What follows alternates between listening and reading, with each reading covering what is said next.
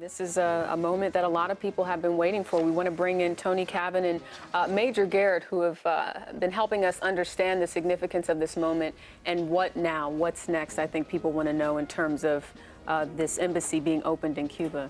Well, I think Kerry himself, Secretary of State Kerry himself said that, we have got diplomatic relations now, but we're far away from normal relations. There's still a lot of issues that remain, among them the fact that Americans still can't go to Cuba as tourists, and there's still the U.S. trade embargo imposed on Cuba, which means that many American goods, not all, but many, can't be sold to the Cubans. But there is an upside, Tony. Let's talk more about health, agriculture, telecom, and information. What will the Cubans get out of this in terms of those industries? Well, what the president did, and Major may be able to add more details, but what the president essentially did was use his discretion and say that under the terms of the embargo, which allows for some exceptions to be made, we can justify. We were sending food to the Cubans. We've now added some more categories, as you just pointed out, among them medical supplies, telecom. The interest now, and this obviously didn't even exist when we broke relations over half a century ago, is getting Cubans access to the internet. So we are trying to allow them to do more with their telecom. We're sending them equipment. Some American companies have already signed up to help with that. The point is to give them more access to information, which we see as our national goal. Major, the bottom line is, in terms of Americans experiencing Cuba, they get to see more than cigars, mojitos, and old cars at this point. They get to actually interact with the Cuban people. How much will that interaction help with the president's push to get this embargo dropped? Well, it will be an evolutionary process, and in the main, it can't hurt when Americans, either through cruise ship travel or charter flights, which are the procedures by which tourism is now being developed, United States to Cuba. It still hasn't been all ironed out yet, but those are the ways by which initially tourism will flow from the United States to Cuba, meaning cruise ships and charter flights.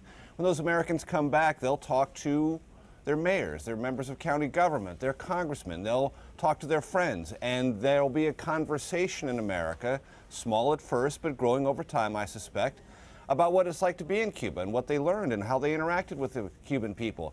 All of that will thaw something that's been frozen in place, as the Secretary of State said, for 54 years. And as Tony pointed out, the president has made exceptions and put more U.S. business, at least in a position, to interact and do more of it in Cuba. Here's the most interesting part about American business and Cuba.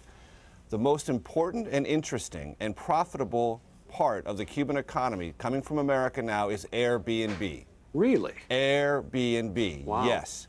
And it's a fascinating dynamic in Cuba because what it does is this. It doesn't bring a big corporation into Cuba. Right. What it brings is the ability for a Cuban to say, you know what, I've got a room, I've got a balcony, I've got a house, wow, and maybe I can find a customer for it.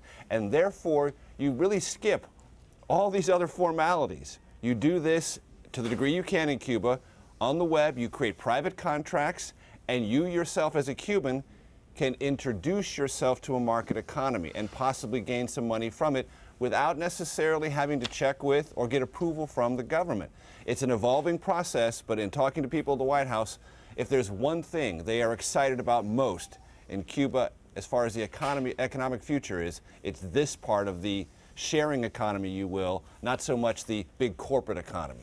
But Major, to that point of the Airbnb, you know what's interesting is what you just said aside, the fact that someone could put their home up on Airbnb and then have, let's say, a 3 or 5 day interaction with an American could build a relationship that American then takes back to the United States that would be a whole lot stronger, let's say, than if they got a hotel room for 5 days. Exactly, and it's certainly much more interesting and much more empowering for the Cuban citizen, because they don't have to go through a process. They don't have to ask for permission. It's not a hotel conglomerate that's building the place and then taking the profits themselves.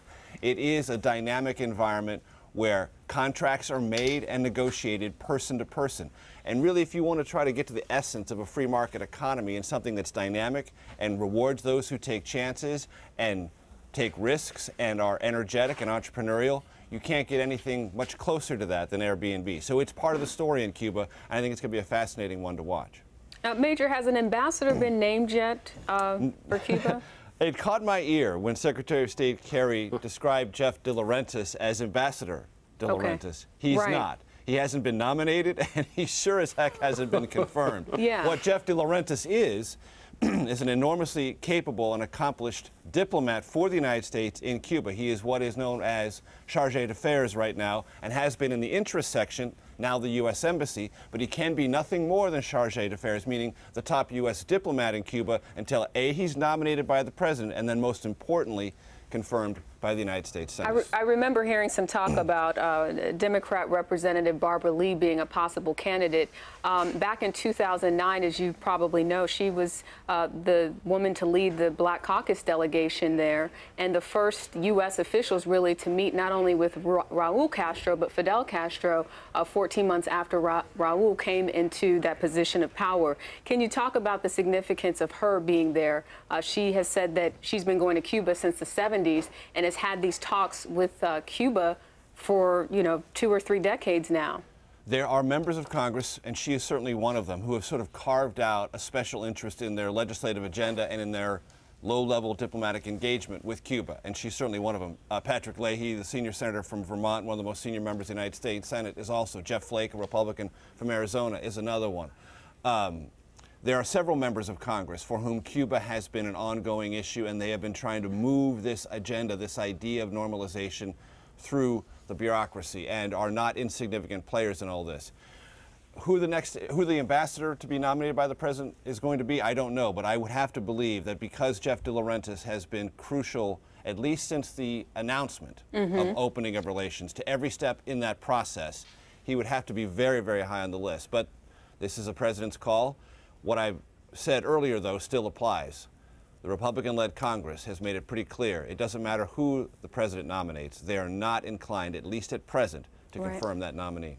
Tony, before the two countries cut off ties, there were Americans who owned property and had property in Cuba. And, of course, when the ties were severed, their property was gone. What happens to them now? The people who say, look, that was my piece of land. Can I get it back? Well, there's that category. There's also Cubans who own property whose property was confiscated, who moved to the United States and became American citizens.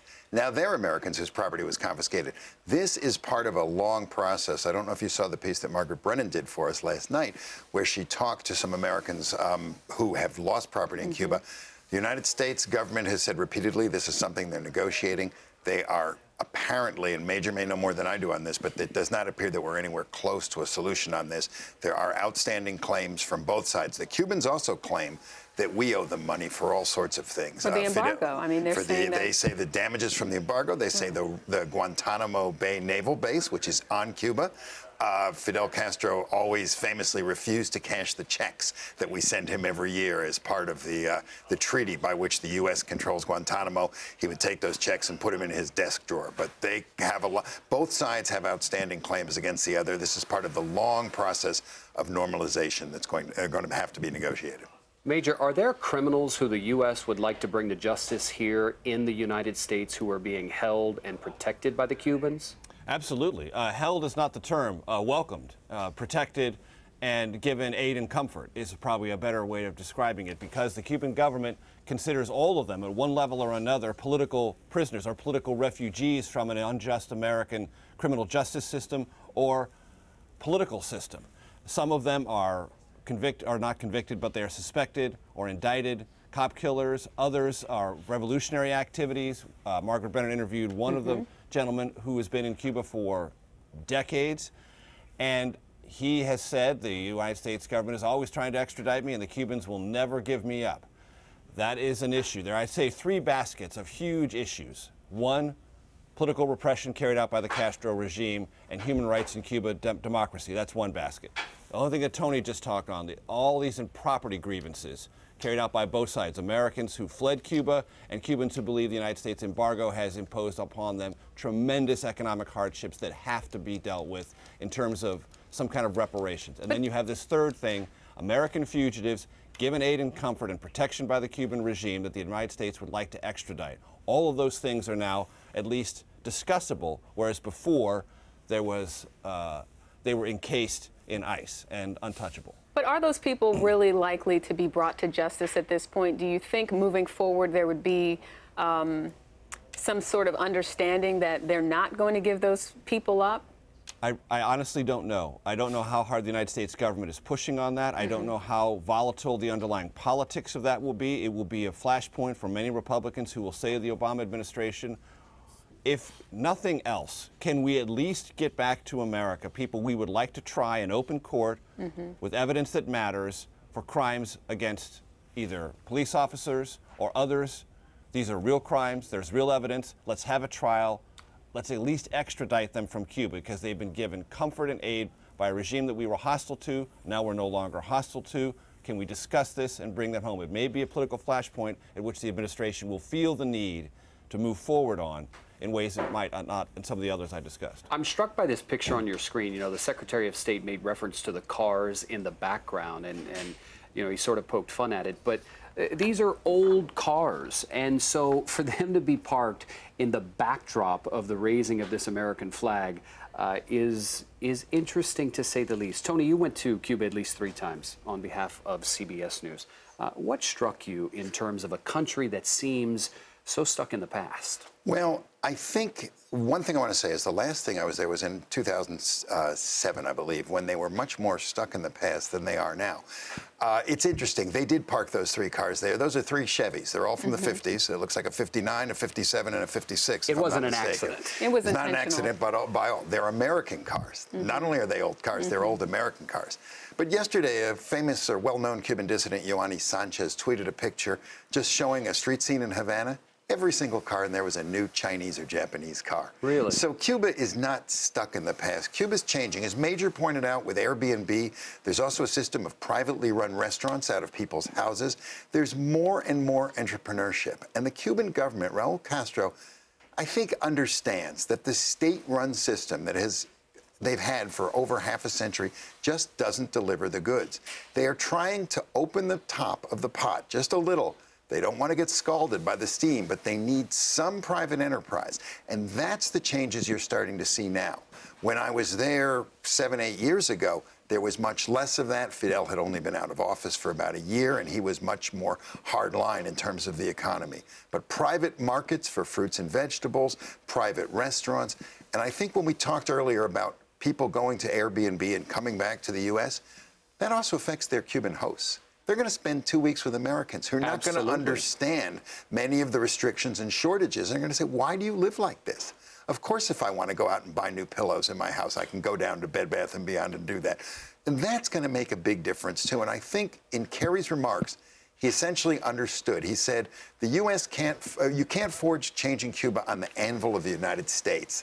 And I think he went on to say that the Cuban people have to make that change. Right. He said that the policy we tried had failed. And I think what the administration is saying is they think the Cuban people, by being exposed to the U.S., by having an embassy there, there's more chance of change than by cutting them off.